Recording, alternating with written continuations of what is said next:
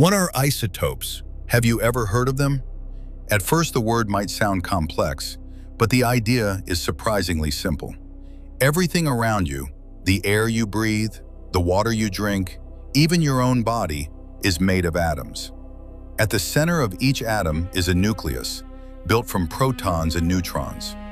Isotopes are different versions of the same element. They all have the same number of protons, but different numbers of neutrons. Think of them like variations of the same blueprint. For example, oxygen always has 8 protons, but it can have different numbers of neutrons, and that affects how stable it is. Some isotopes are stable and last forever. Others are radioactive and decay over time. This decay is measured using half-life, the time it takes for half of the material to break down.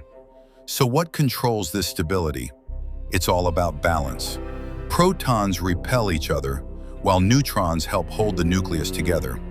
If that balance is just right, the nucleus becomes more stable. Scientists have even identified special magic numbers of protons and neutrons that create extra stability.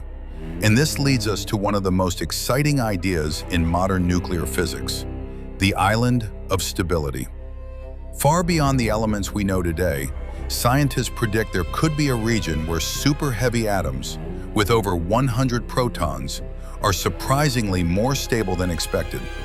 Right now, the heaviest elements we create in laboratories decay in fractions of a second. But on this island, isotopes might last seconds, minutes, or even longer. That might not sound like much, but in nuclear physics, it's a huge leap. If we reach this island, we could study entirely new forms of matter, potentially discovering new chemical properties and even new applications.